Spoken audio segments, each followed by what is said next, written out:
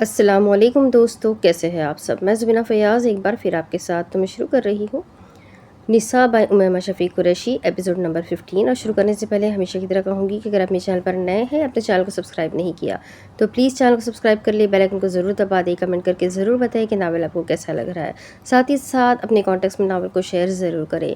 تو چلیں میں اس ناول کو آگے سٹارٹ کرتی ہوں۔ میں نے آپ سے کہا تھا نا حارث جی کہ مجھے میرے اللہ پر پورا بھروسہ ہے، جو اللہ حضرت یعقوب علیہ السلام کو 40 سال بعد حضرت یوسف علیہ السلام سے ملوا سکتا ہے، وہ مجھے میری بیٹی سے کیوں نہیں ملوا سکتا؟ حارث نے مسکراتے ہوئے اس بات میں سر ہلایا تھا۔ اس سے پہلے کہ وہ افزا کی جانب بڑھتے، اسے اپنی بے قراریوں کا بتاتے، وہ چکراتے سر کے ساتھ زمین پر گری تھی۔ یہ صدمہ واقعی بہت بڑا تھا۔ آخر اس نے کیسے سوچ لیا تھا کہ اس کے ماں باپ اس کے سامنے ہوں گے اور وہ آنکھوں میں آنکھیں ڈال کر سوال جواب کر سکے گی؟ وہ آلتی پالتی مارے کب سے زمین پر بیٹھا ہوا تھا۔ ایک ہاتھ سے اس نے اپنی ناک پکڑی ہوئی تھی، جبکہ دوسرے ہاتھ سے زمین پر آڑی ترچھی لکیریں کھینچ رہا تھا۔ اچانک دروازہ کھلنے کی آواز پر وہ چونک کر اٹھا تھا۔ حاجی جی، یہ وہی لڑکا ہے۔ ایک بوڑھا آدمی ہاتھ میں لاٹھی پکڑے اندر داخل ہوا تھا۔ وہ بے شک بوڑھے تھے، مگر چہرہ اور آنکھیں بہت غضبناک تھی۔ احنف لپک کر ان کی جانب بڑھا تھا۔ السلام علیکم حاجی جی، کیسے ہیں آپ؟ پتہ تو چل گیا ہوگا نا کہ میں جھوٹ نہیں بول رہا تھا۔ آپ لوگوں کے مہمان نوازی کا بہت شکریہ، میں اب چلتا ہوں۔ اس کے آگے بڑھنے سے پہلے ہی ایک آدمی نے اسے گریبان سے پکڑا تھا۔ کہیں نہیں جا رہے ہو تم، یہیں رہو گے؟ یہاں کیوں رہوں میں؟ میرا اپنا گھر ہے، میرے گھر والے میرے بغیر مر جائیں گے۔ بہت پیار کرتے ہیں مجھ سے، پلیز جانے دو۔ وہ ہاتھوں کو مس کی منت پر اتر آیا تھا۔ تم ہمارے مہمان ہو، ہماری نواسی کو ہم تک پہنچایا ہے تم نے، آج رات یہیں رہو گے تم۔ ایک چارپائی یہاں ڈلوا دو۔ اپنے آدمی کو حکم دیتے وہ اب باہر کی جانب بڑھ رہے تھے۔ افزا ان کی نواسی؟ صحیح ہے یار، میرا کیا قصور ہے؟ میں نے کیا کیا ہے؟ ظالموں، چھوڑ دو مجھے۔ یہاں کوئی انسان کیسے رہ سکتا ہے؟ سر پکڑے وہ واپس زمین پر بیٹھ گیا تھا۔ ان لوگوں نے تو اس کی چوٹ کا بھی لحاظ نہیں کیا تھا۔ رات کے وقت وہ چارپائی پر منہ بسورے لیٹا ہوا تھا۔ ایک ہاتھ سر کے نیچے رکھا ہوا تھا، جبکہ دوسرا ہاتھ پیٹ پر تھا۔ اسے تکیہ تک نہیں دیا گیا تھا۔ بڑی دوگلی ہو تم افزا، کبھی معاف نہیں کروں گا میں تمہیں۔ میں تم سے شادی نہیں کر رہا تو اس طرح سے بدلہ لوگی مجھ سے؟ ان بھینسوں کے ساتھ اکیلا چھوڑ دیا مجھے، اوپر سے یہ مچھر۔ اس کی دہائیاں عروج پر تھی، مگر افسوس کہ سننے والا کوئی نہ تھا۔ یہ یقیناً ارمان انکل کی بد دعائیں ہیں یا پھر مسٹر شایان کی۔ کوئی تو بچا لو مجھے، معاف نہیں کروں گا میں کسی کو۔ سر پکڑے وہ اٹھ بیٹھا تھا۔ اوئے چپ کر، کیا بھینس لگائی ہوئی ہے؟ ہاں کر لے بھیں، آخر یہ تیرا گھر ہے، قیدی تو میں ہوں۔ دماغ پر اس قدر اثر ہو چکا تھا کہ اب وہ بھینس سے باتیں کر رہا تھا۔ ویسے کیا قسمت ہے تمہاری، آرام سے کھاؤ پیو اور سو جاؤ۔ مجھے تو کھانے کے نام پر وہ دیا گیا ہے جو کسی قیدی کو بھی نہ ملے۔ رات ڈھلتی جا رہی تھی اور احنف کے دکھ ختم ہونے کا نام ہی نہیں لے رہے تھے۔ کوئی انسان نہ صحیح، وہ بھینسوں کو تو اپنا دکھ سنا ہی سکتا تھا نا۔ وہ حلیمہ کی گود میں سر رکھے مسلسل سسک رہی تھی۔ اس کے بالوں میں انگلیاں چلاتے حلیمہ بھی خاموش آنسو بہا رہی تھی۔ اس نے افزا کو بہت مشکل سے اپنے صحیح ہونے کا یقین دلایا تھا۔ وہ بار بار حلیمہ کو ہی قصوروار ٹھہرا رہی تھی۔ یہ غفران بلوچ تھے جنہوں نے اسے ساری سچائی سے آشنا کروایا تھا۔ بچپن میں جب مجھے بخار ہو جاتا تھا تو میں اپنی ماما کو بلاتی تھی، مگر وہ میرے پاس نہیں ہوتی تھی۔ گرینی میرے پاس ہوتی تھی، وہ میری کیئر ٹیکر تھی، مگر ماں نہیں تھی۔ مجھے لگا تھا کہ شاید ساری مائیں ایسی ہی ہوتی ہے، شاید میں ہی زیادہ سوچتی ہوں۔ میں ایسی نہیں ہوتی، ماں تو اولاد کی ایک چھوٹی سی تکلیف پر تڑپ اٹھتی ہے، اور جو نہ تڑپے وہ پھر ماں ہی تو پھر وہ کیسی ماں؟ حلیمہ نے اس کے سر پر بوسہ دیا تھا۔ ماما نے کبھی مجھے اپنی گود میں نہیں سلایا، وہ کہتی تھی کہ یہ سب پرانے زمانے کی باتیں ہیں۔ تھوڑی گروم ہو جاؤ افزا، اپنی زندگی جیو اور مجھے بھی اپنی زندگی جینے دو۔ حلیمہ کے منہ سے سسکی نکلی تھی۔ صرف وہی اپنی اولاد کے لیے نہیں تڑپی تھی، بلکہ اس کی اولاد بھی اس کے لیے ایسے ہی تڑپتی رہی تھی۔ میں فاطمہ کو کبھی معاف نہیں کروں گی، اس نے مجھ سے میری اولاد چھین لی نا، میں اب اس سے اس کا سب کچھ چھین لوں گی۔ ہر چیز معاف ہے مگر یہ نہیں۔ حلیمہ کی آنکھیں سرخ ہوئی تھیں۔ اولاد کے معاملے میں ایک ماں باقی تمام رشتے بھلا بیٹھتی ہے، اولاد کی محبت ہی ایسی ہوتی ہے۔ عشاء کی نماز کا وقت ہے، چلو اٹھو نماز پڑھتے ہیں۔ حلیمہ نے بہت محبت سے اس کا سر اپنی گود سے اٹھایا تھا۔ میں وہ گڑبڑا گئی تھی، ہاں اٹھو چلو۔ حلیمہ نے پیار سے اس کی گال سہلائی تھی۔ میں کیسے نماز پڑھوں؟ میں نے آج تک کبھی نماز نہیں پڑھی۔ لمحے بھر کو حلیمہ کے اندر کچھ ٹوٹا تھا، یعنی اس کی بیٹی بے نمازی تھی، مگر اگلے ہی لمحے اس نے اپنی اس اداسی کو نرم مسکراہٹ میں ڈھالا تھا۔ کوئی بات نہیں، آج سے تم پڑھو گی، مگر مجھے ٹھیک سے نماز پڑھنی نہیں آتی۔ اس بار پھر حلیمہ کے اندر چھن سے کچھ ٹوٹا تھا، آنکھوں میں نمی تیرنے لگی تھی، مگر اس نے آنسوں کو بہنے نہیں دیا تھا، انہیں آنکھوں میں ہی سنبھال کر رکھ دیا تھا۔ یہ موتی بہت بار بہہ کر بے مول ہو چکے ہیں، اب انہیں مزید نہیں بہنا تھا۔ اب تو خوشی کے دن شروع ہو چکے تھے۔ کوئی بات نہیں، میں سکھا دوں گی، ہم شروع سے سب سیکھیں گے۔ میں سمجھوں گی کہ میں اپنی 3 سالہ بیٹی کو سب سکھا رہی ہوں، بالکل شروع سے۔ حلیمہ مسکرا کر اٹھ کھڑی ہوئی تھی۔ کیا نماز پڑھنا ضروری ہے؟ اس نے منہ بنائے پوچھا تھا۔ فرض ہے اور پڑھنی پڑے گی۔ حلیمہ نے ہاتھ کے اشارے سے اسے اٹھنے کو کہا تھا۔ وہ منہ بنائے اٹھ کھڑی ہوئی تھی۔ ایسے نہیں، ان کپڑوں میں نہیں پڑھ سکتے، میں تمہیں کپڑے دیتی ہوں، وہ پہنو۔ کپڑے تبدیل کرنے کے بعد افضل نے حلیمہ کے ساتھ نماز ادا کی تھی۔ اس رات وہ ڈھیر ساری باتیں کرتے رہے تھے۔ حلیمہ اسی کے پاس سوئی تھی۔ رات کے آخری پہر حلیمہ کے سونے کا یقین کرتے افضل نے چوری چھپے اس کا فون اٹھایا تھا۔ اس کا اپنا فون تو بری طرح ٹوٹ چکا تھا۔ باہر برآمدے میں آ کر افضل نے احنف کو کال ملائی تھی۔ اس کی آنکھ ابھی لگی تھی، جو کہ موبائل کی بیپ سے اب اڑ چکی تھی۔ اسے تو یاد بھی اب آیا تھا کہ اس کے پاس فون موجود تھا۔ سر کی چوٹ! غیر شناسہ نمبر دیکھ کر اس نے فوراً کال اٹھائی تھی۔ ہیلو احنف! وہ کرنٹ کھا کر اٹھا تھا۔ دھوکے باز، دوگلی کہیں کی! ہمت کیسے بھی مجھے فون کرنے کی! وہ غصے سے پھٹ پڑا تھا۔ آئی ایم سوری احنف، میں نے سب کو سمجھانے کی بہت کوشش کی، مگر یہ لوگ مان ہی نہیں رہے، یہ تمہیں غلط سمجھ رہے ہیں۔ ماما اور ڈیڈ اچھے لوگ ہیں، مگر انہیں پھر بھی ہماری دوستی سمجھ نہیں آ رہی۔ انہیں لگ رہا ہے کہ تم مجھے ورگلا رہے ہو۔ وہ سمجھ ہی نہیں رہے کہ دوست نام کی بھی کوئی چیز ہوتی ہے۔ میں نے ماما سے کہا بھی کہ تم میرے صرف دوست ہو۔ وہ کہتی ہے کہ لڑکا لڑکی کبھی دوست نہیں بن سکتے۔ ویسے ٹھیک ہی کہتی ہے، تم میرے صرف دوست تھوڑی ہو۔ آخر میں وہ ہنستی تھی۔ صحیح کہہ رہی ہو، میں تو تمہارا جانی دشمن ہوں نا۔ تمہیں پتہ ہے تمہارے باپ اور نانا کس قدر جنگلی لوگ ہیں؟ مجھے جانوروں کے ساتھ قید کر رکھا ہوا ہے انہوں نے۔ میرا دم گھٹ رہا ہے یہاں پر۔ یا اللہ، یہ تو بہت بڑا ظلم ہے۔ سچ بتاؤں، مجھے اپنے ماں باپ سے ملنے کی خوشی تو بہت ہے، مگر میرا بھی دم گھٹ رہا ہے یہاں پر۔ عجیب سے کپڑے پہنا دیے ہیں، اوپر سے وہ جو ڈیڈ ہے نا، انہوں نے مجھے گلے بھی نہیں لگایا، بلکہ دیکھا بھی نہیں۔ پہلے اتنی بڑی چادر اڑائی، پھر میرے سر پر ہاتھ رکھا، مطلب کچھ بھی۔ اور وہ جو میری نئی والی ماما ہے نا، انہوں نے مجھے زبردستی نماز بھی پڑھائی۔ ہاں ٹھیک ہے، مجھے ان کی ضرورت تھی، مگر اب نہیں ہے، میرا یہاں گزارا نہیں ہو رہا۔ وہ سب میرا مسئلہ نہیں ہے، تم بس مجھے یہاں سے نکالو ورنہ میں مر جاؤں گا۔ احنف کو اس وقت صرف اپنی پرواہ تھی۔ اس کی طبیعت خراب ہوتی جا رہی تھی، سر میں درد کی ٹھیسیں اٹھ رہی تھی۔ اسے بس کسی بھی طرح یہاں سے نکلنا تھا۔ ہاں مجھے پتہ ہے، جہاں تم قید ہو وہ لکڑی کا دروازہ ہے جس کے باہر سے پٹخی لگی ہوئی ہے۔ کیا لگی ہوئی ہے؟ وہ حیران ہوا تھا۔ مطلب دروازہ لاکڈ ہے۔ تمہارا مطلب ہے چٹخنی؟ آنکھیں گھمائے احنف نے تصحیح کی تھی۔ وہ جب سے پاکستان آیا تھا تب سے یہی تو کر رہا تھا۔ افضل کو صرف وہی بولنا آتا تھا جو احنف بولتا تھا۔ ہاں وہی، دائیں دیوار پر ایک بڑا سا ہول ہے جو بارشوں کی وجہ سے بن گیا تھا۔ مطلب دیوار اس حصے سے ٹوٹ چکی ہے۔ باہر سے انہوں نے کپڑا لگایا ہوا ہے، تم اس کپڑے کو پھاڑ کر باہر نکل سکتے ہو۔ افضل نے بہت رازداری سے اسے بتایا تھا۔ احنف نے فوراً نظریں ادھر ادھر گھمائی تھی۔ افضل سچ کہہ رہی تھی، اسی نے دھیان نہیں دیا تھا۔ تمہیں یہ سب کیسے پتا؟ وہ جو نیو ڈیڈ ہے نا، وہ فون پر بات کر رہے تھے تو میں نے سن لیا۔ وہ کہہ رہے تھے کہ اس جگہ کو اس طرح سے کور کرنا کہ لڑکے کو پتہ نہ چلے۔ احنف کا دل اس وقت حارث کا گلا دبانے کا کیا تھا۔ اس کے سامنے کتنا سویٹ بن رہا تھا اور حقیقت میں ولن تھا۔ احنف، تم بس وہاں سے نکلو اور سڑک کے کنارے تک پہنچو، میں وہیں آتی ہوں۔ نہیں افضل، تم نہیں آؤ گی، یہ تمہارا گھر ہے اور تمہیں اب یہیں رہنا ہے، مجھے اکیلے جانا ہوگا۔ احنف نے کال کاٹ دی تھی۔ افضل بس ہیلو ہیلو کرتی ہی رہ گئی تھی۔ میں یہاں نہیں رہوں گی احنف، تمہارے ساتھ جاؤں گی، وہ فیصلہ کرتی واپس پلٹی تھی۔ وہ سب کی آنکھوں میں دھول جھونکنے کے بعد بہت مشکل سے وہاں سے نکلا تھا۔ قدموں کی چھاپ تو دور، احنف نے تو سانس بھی نہیں لی تھی، مبادا عین موقع پر شہید ہی نہ ہو جائے۔ احنف سڑک کے نکڑ پر وہ کھڑی بے چینی سے اس کا انتظار کر رہی تھی۔ تم ٹھیک ہو نا؟ تم یہاں کیا کر رہی ہو؟ دانت کچراتے گھررایا تھا۔ میں ساتھ جاؤں گی تمہارا دماغ ٹھیک ہے؟ یہاں تمہارا گھر ہے، تمہارے والدین ہیں، اپنی خوش قسمتی کا اندازہ ہے تمہیں؟ تمہارے ماں باپ ایک ساتھ رہتے ہیں، خوش ہیں، اور کیا چاہیے تمہیں؟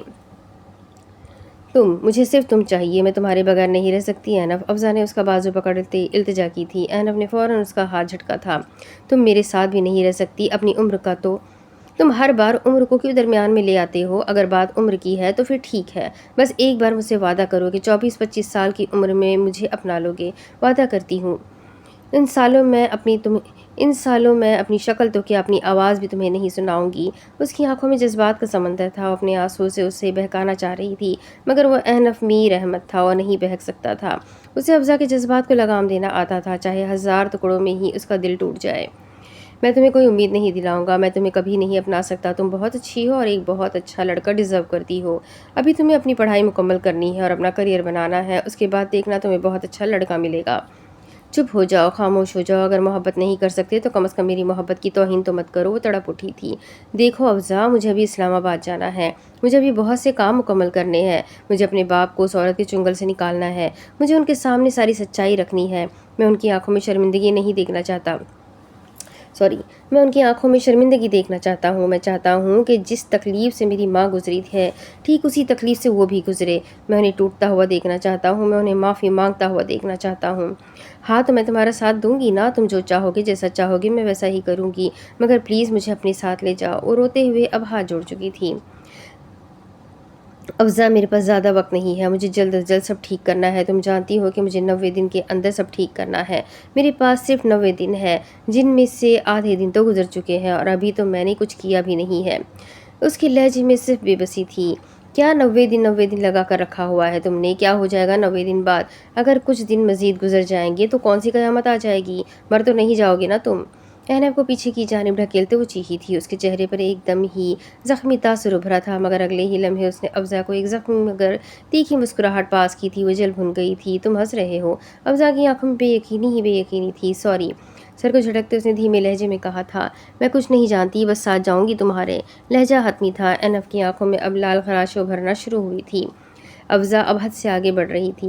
نہیں لے کر جا سکتا تمہیں، تم ہر وقت میرے سر پر مسلط نہیں رہ سکتی۔ اپنا بھی خرچہ اٹھاؤ اور تمہارا بھی، میرے پاس اتنے پیسے نہیں ہے۔ تمہیں پتہ ہے تم میرے لیے صرف ایک بوجھ ہو جسے بس میں سر سے اتارنے کے لیے یہاں لایا تھا۔ اب واپس اپنے ساتھ لے کر جانے کا میں تصور بھی نہیں کر سکتا۔ احنف، افزا نے گیلی کپکپاتی آواز سے اسے پکارا تھا۔ کیا احنف؟ ارے تم تو میرے پیچھے ہی پڑ گئی ہو۔ کوئی دلچسپی نہیں ہے مجھے تم میں، اور ہے ہی کیا تم میں، نہ شکل نہ فگر۔ احنف، وہ بری طرح سے تڑپ اٹھی تھی۔ تم سے لاکھ درجہ بہتر لڑکی مل سکتی ہے مجھے، بلکہ مل چکی ہے۔ میری کزن سے بہت پہلے ہی منگنی ہو چکی ہے میری، اور وہ تم سے کئی گنا زیادہ حسین اور حیادار ہے۔ سو پلیز میری جان اب چھوڑ دو۔ احنف نے باقاعدہ اس کے سامنے ہاتھ جوڑے تھے۔ تم نے پہلے تو کبھی نہیں، ضروری نہیں سمجھا میں نے، تم میرے لیے اتنی اہمیت نہیں رکھتی۔ اسے لاپرواہی سے کندھے اچکائے تھے۔ چٹاک، افزا نے پوری قوت سے اس کے گال پر تماچا رسید کیا تھا۔ I hate you Ahnaf, I really hate you. وہ منہ پر ہاتھ رکھتے روتے ہوئے وہاں سے بھاگی تھی، واپس اس سڑک کی جانب جہاں سے وہ آئی تھی۔ احنف کی زخمی اور بنجر آنکھوں نے بہت دور تک اس کا تعاقب کیا تھا۔ شکست خور حالت میں وہ واپسی کے لیے روانہ ہوا تھا۔ آنکھیں خمار آلود اور زخمی تھی، دل بنجر اور ویران۔ اس نے آج بہت سخت اور بے رحم الفاظ کا استعمال کیا تھا۔ وہ جانتا تھا کہ اس کے الفاظ کسی خنجر کی مانند افزا کے دل میں پیوست ہوئے ہوں گے، مگر وہ مجبور تھا، بے حد مجبور۔ ہر اٹھتا قدم اس پر اب بھاری ہوتا جا رہا تھا۔ اس کے پیروں میں جوتے نہیں، لوہے کے راڈ تھے جو اسے ہر قدم پر مزید تکلیف سے دوچار کرواتے تھے۔ ایک غیر شناسا نمبر سے آئے میسج نے اس کے اٹھتے قدم روک دیے تھے۔ یہ وہی نمبر تھا جس سے کچھ دیر پہلے افزا نے میسج کیا تھا۔ تیز چلتی ہواؤں نے اسے زبردست تماچا دے مارا تھا، ایسا تماچا جو جسم سے روح کو کھینچ نکالے۔ افزا اس کے لب ہلے تھے اور قدموں میں ایک دم تیزی آئی تھی۔ وہ پلٹتے ساتھ ہی بھاگا تھا، اتنا تیز جتنا وہ بھاگ سکتا تھا۔ وہ ہزار بار خود کو اس سے محبت نہ کرنے کے دلائل دیتا تھا، اور وہ صرف اپنے ایک عمل سے اس کے تمام تر دلائل کو بری طرح رد کر دیتی تھی۔ افزا مسلسل چلاتا ہوا بالآخر اس مقام تک پہنچا تھا وہ جہاں وہ تھی۔ آ گئے تم، تمہارا انتظار کر رہی تھی۔ وہ ایک اونچی عمارت کی چھت تھی جس کی دیواریں بہت چھوٹی تھیں۔ وہ دیوار کے اوپر ننگے پیر کھڑی تھی، بال پشت پر بکھرے ہوئے تھے۔ احنف بھی محض اس کی پشت ہی دیکھ پا رہا تھا۔ وہ اس کے تیز قدموں کی آہٹ سے ہی اس کی آمد کا اندازہ لگا چکی تھی۔ افزا، یہ کیا پاگل پن ہے؟ اس کا سارا وجود انگاروں پر لوٹ رہا تھا۔ حلق میں گرہ پڑنے کے باوجود بھی وہ چلایا تھا۔ حیرت کی بات ہے نا کہ میری ایک پکار پر تم دوڑے چلے آئے، حالانکہ تمہیں تو مجھ سے محبت بھی نہیں ہے۔ تیز ہوائیں اس کے کھلے بالوں کے ساتھ کھیلیاں کر رہی تھی۔ وہ اس وقت حلیمہ کے دیے ہوئے لیونڈر رنگ کے کھلے لباس میں ملبوس تھی، آنکھیں سیدھ میں موجود دور ایک ٹاور پر جمی تھی۔ یہ کیا پاگل پن ہے؟ افزا، نیچے آؤ۔ احنف کا دل افزا کی ہتھیلی میں قید تھا۔ اس کا ایک غلط قدم اور احنف میر احمد اپنا سب کچھ ہار جاتا۔ تمہیں تو مجھ سے محبت نہیں ہے، تم تو اپنی کزن کو چاہتے ہو نا؟ ٹھیک ہے احنف، میں تمہاری خوشیوں میں رکاوٹ نہیں بنوں گی، بس میری آخری خواہش پوری کر دو۔ میں تمہاری آنکھوں کے سامنے مرنا چاہتی ہوں، میری آنکھوں میں آخری عکس تمہارا ہوگا۔ اس نے مزید ایک قدم آگے بڑھایا تھا۔ افزا پلیز دیکھو، ایسا کچھ مت کرنا۔ میں کسی کو نہیں چاہتا، میری کوئی منگنی نہیں ہوئی، تم پلیز نیچے اتر جاؤ۔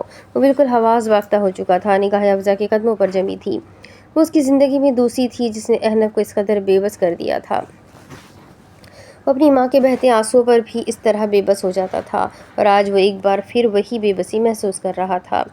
جھوٹ، سراسر جھوٹ، تم اپنی کزن سے محبت کرتے ہو، مجھے روکنے کے لیے یہ سب کہہ رہے ہو۔ وہ کچھ بھی سمجھنے کی حالت میں نہیں تھی۔ وہ انتہا کی ضدی تھی، جو اس کا تھا وہ بس اسی کا تھا، کسی تیسرے کی گنجائش قطعاً ممکن نہ تھی۔ میں جھوٹ نہیں بول رہا، تم پلیز نیچے اترو، ہم بات کرتے ہیں نا۔ اگر اپنی کزن کو نہیں چاہتے تو پھر کسے چاہتے ہو؟ افزا نے ہلکا سا رخ موڑے پوچھا تھا۔ تمہیں چاہتا ہوں، صرف تمہیں۔ دل کی بات بالآخر زبان پر آ ہی گئی تھی۔ اس اقرار پر ہواؤں نے بھی اپنا رخ تبدیل کر لیا تھا۔ چاند بھی اب سرمئی بادلوں کی اوٹ سے باہر آ چکا تھا۔ وہ ان دو منچلوں کے راز و نیاز کا سب سے بڑا شاہد بنا تھا۔ شادی کرو گے مجھ سے افزا پلیز؟ ہاں یا نہ افزا؟ ہاں یا پھر نہ؟ اس کا ایک پیر اب ہوا میں تھا تو دوسرا دیوار کے آخری سرے پر۔ ہاں، سختی سے آنکھیں میچے وہ ہار گیا تھا۔ افزا حارث بلوچ نے اسے ہرا دیا تھا۔ افزا کے لبوں پر پہلی بار فاتحانہ مسکراہٹ نمودار ہوئی تھی۔ وہ چٹان کو تسخیر کرنے کا ہنر رکھتی تھی۔ سورج کی شفاف کرنوں میں اس کے پالش شدہ جوتے چمک رہے تھے۔ قدموں کی جھاپ اب تیز ہوتی جا رہی تھی۔ راستے سے گزرتے ہر ملازم نے اسے سلام پیش کیا تھا۔ وہ آج کئی دنوں بعد ایک بار پھر اپنے باپ سے خوشگوار ملاقات کرنے آیا تھا، جس کی اطلاع وہ پہلے ہی فون پر دے چکا تھا۔ شایان لاؤنج میں ٹانگ پر ٹانگ جمائے بیٹھا مسلسل موبائل پر مصروف تھا، جب احنف عین اس کے سامنے سنگل صوفے پر دھڑام سے براجمان ہوا تھا۔ اس کے چمچماتے پالش شدہ جوتے اب لان کی گیلی گھاس کی مٹی سے اٹے ہوئے تھے۔ یہ کہنا زیادہ درست تھا کہ یہ عمل اس نے جان بوجھ کر کیا تھا۔ ان جوتوں سمیت اس نے نہایت شان سے اپنے پیر سامنے موجود شیشے کی نایاب میز پر رکھے تھے۔ شایان نے ایک خفیف نگاہ اس پر دوڑائی تھی، پھر وہ واپس اپنے کام میں مصروف ہو چکا تھا۔ داخلی دروازے سے لے کر صوفے تک قدموں کے نشانات تھے، جسے فی الحال شایان نے نظر انداز کرنا بہتر سمجھا تھا۔ کیوں آئے ہو؟ بالآخر اس خوشگوار گفتگو کا آغاز ہو چکا تھا۔ میرے اکاؤنٹس بند کروا دیے اور کارڈ بھی، آپ کو نہیں لگتا کہ زیادتی ہے؟ دونوں ہاتھ گردن کی پشت پر جمائے اس نے بظاہر دکھی انداز میں کہا تھا۔ تم سارے ملک میں ایک انجان لڑکی کو لیے آوارہ گردی کرتے پھرو، کیا یہ غلط نہیں ہے؟ موبائل سائڈ پر رکھے اب وہ مکمل طور پر ریان کی جانب متوجہ ہوا۔ محرم اور نامحرم کا فرق بھول گئے ہو، یا پھر ماں نے ہر بار میں میری ماں کو درمیان میں نہ لایا کرے؟ ہاتھ اٹھائے وہ غصے سے گویا ہوا تھا۔ شایان کی زبان سے انادل کا ذکر اسے ہمیشہ ہی تکلیف دیتا تھا۔ وہ میری بیوی ہے، وہ آپ کی بیوی تھی۔ دانت پر دانت جمائے اس نے اصلاح کرنا اپنا فرض سمجھا تھا۔ سوچا ہے تم نے جب اسے تمہاری حرکتوں کے بارے میں علم ہوگا تو اسے کتنا دکھ پہنچے گا؟ جتنی تکلیف مجھے ہو رہی ہے نا، اس سے کئی گنا زیادہ۔ تکلیف کی بات تو آپ نہ ہی کریں، آپ نے جو تکلیف میری ماں کو دی ہے نا، وہ میں کبھی فراموش نہیں کروں گا۔ شایان نے چند لمحے افسوس سے اسے دیکھا تھا، پھر اس نے ایک گہری اور ٹھنڈی سانس لی تھی۔ یہاں کیوں آئے ہو؟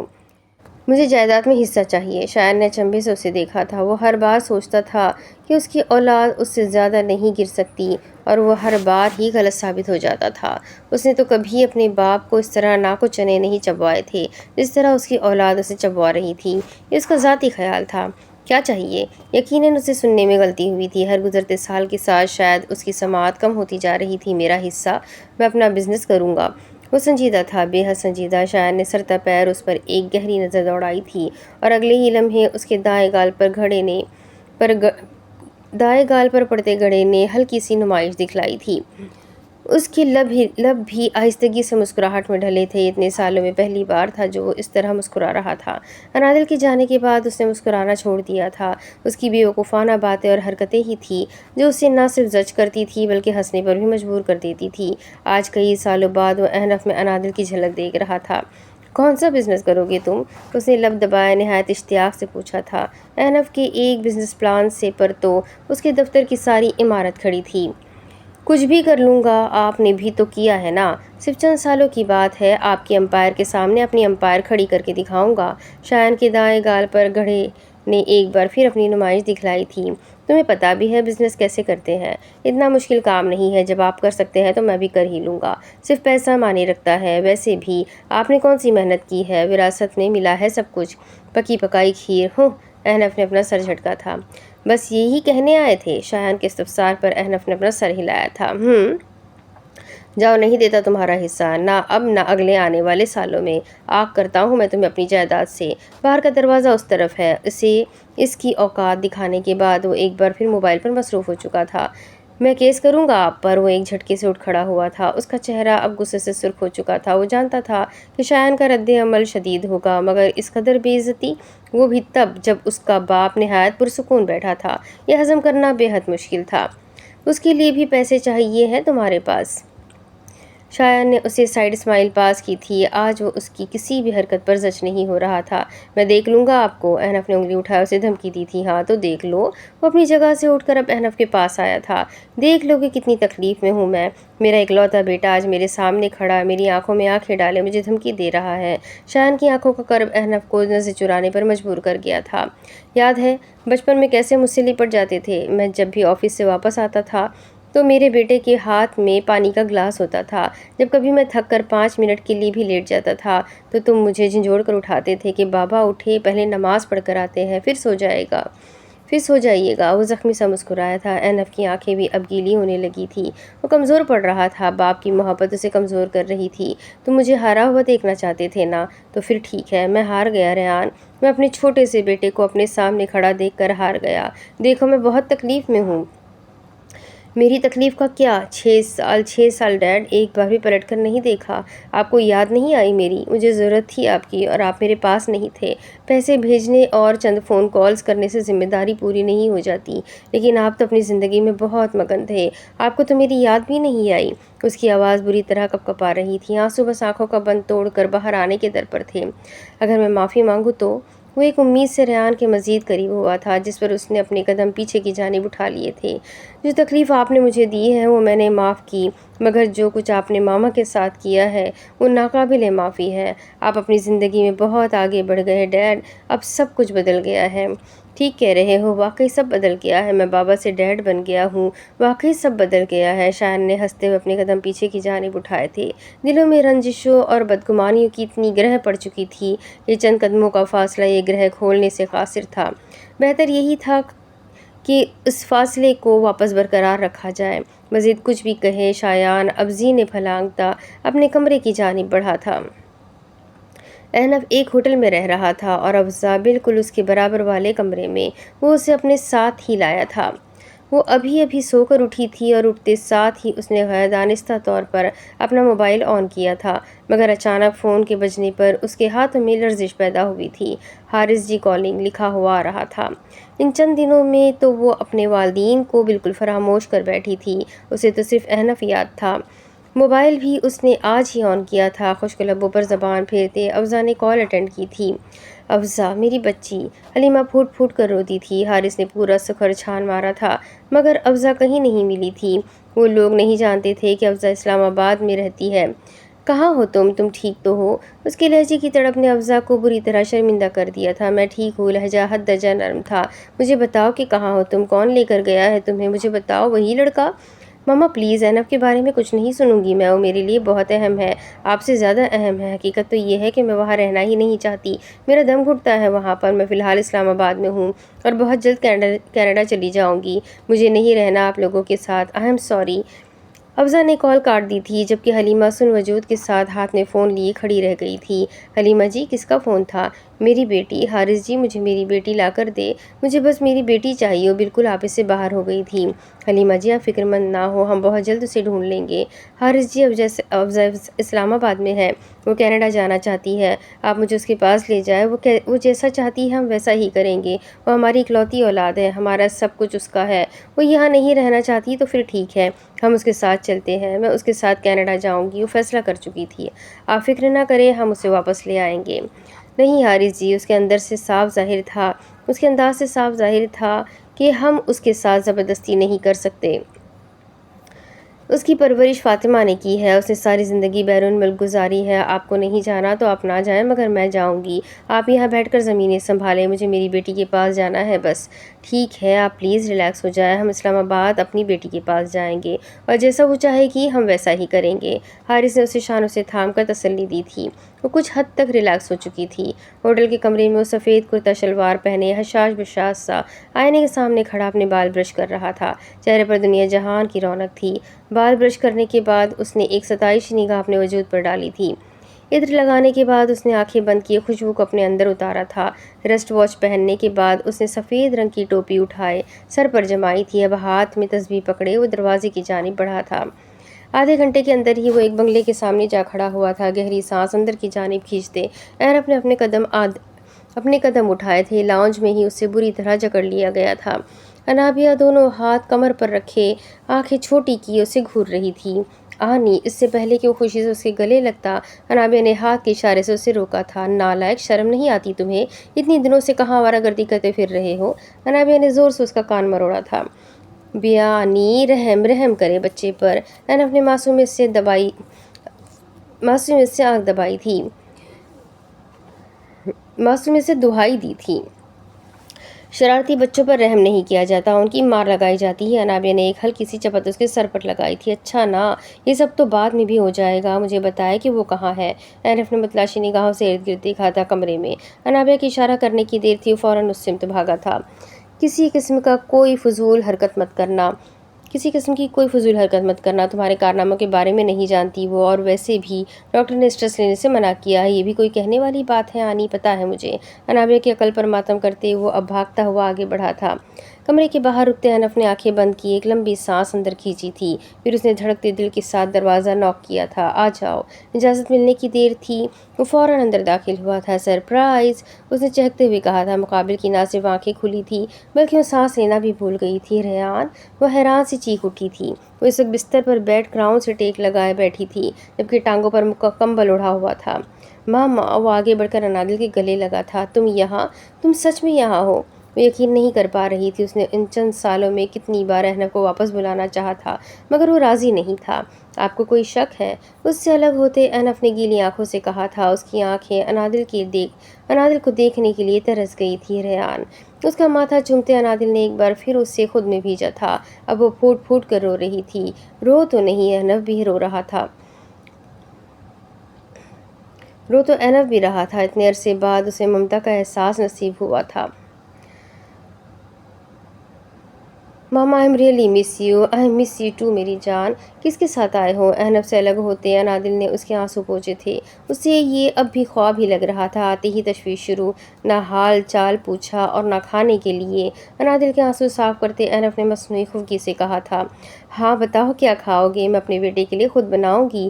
جی نہیں، آپ کوئی کام نہیں کریں گی، تم کہو گے اور میں مان جاؤں گی، انادل نے اسے چیلنجنگ انداز میں کہا تھا۔ آپ ہی کا بیٹا ہوں، منوانا آتا ہے مجھے۔ اینف نے فل اس کے انداز کی نقل اتاری تھی۔ وہ ہنس دی تھی۔ نہ جانے کتنے دنوں بعد یا پھر سالوں بعد وہ آج ہنس رہی تھی۔ کھانا میں بناؤں گا اور پھر ہم دونوں ماں بیٹا مل کر کھائیں گے۔ کھانا بنانا آتا ہے تمہیں؟ وہ حیران ہوئی تھی۔ آپ جتنا اچھا تو نہیں، مگر گزارے لائق۔ وہ ایک بار پھر ہنس دی تھی۔ اس کی آنکھوں میں پانی چمکنے لگا تھا۔ اس کا بے رونق چہرہ پھر سے روشن ہوا تھا۔ مگر فی الحال مجھے نیند آ رہی ہے اور میں آپ کی گود میں سر رکھ کر سونا چاہتا ہوں۔ اس کی گود میں سر رکھے آنکھیں موند گیا تھا۔ آپ کو درد تو نہیں ہو رہا؟ چند سیکنڈ بعد اس نے اچانک سے سر اٹھا کر پوچھا تھا۔ انادل نے نرم مسکراہٹ کے ساتھ نفی میں سر ہلایا تھا۔ پکا نا؟ وہ حد سے زیادہ فکر مند تھا۔ جب کچھ محسوس ہی نہیں ہوتا تو پھر درد کیسا؟ وہ سر جھٹک کر ہنس دی تھی، مگر اینف نہیں ہنس سکا تھا۔ اس نے بمشکل اپنی آنکھوں میں امڑتے آنسو کو بہنے سے روکا تھا۔ یہی تو وہ چیز تھی جس سے بھاگ کر وہ بیرون ملک گیا تھا۔ انادل کے ایک بار ہی پوچھنے پر اس نے باہر جانے کی رضامندی دے دی تھی۔ وہ اپنی ماں کو تکلیف میں نہیں دیکھ سکتا تھا۔ ایکسیڈنٹ کے بعد اس کی ٹانگیں پیرالائز ہو چکی تھی۔ اس کا علاج کافی سالوں سے چل رہا تھا۔ اب کہیں جا کر اس کی حالت میں کچھ بہتری آئی تھی۔ آپ بالکل ٹھیک ہو جائیں گی، اینف نے ایک بار پھر اسے گلے لگایا تھا۔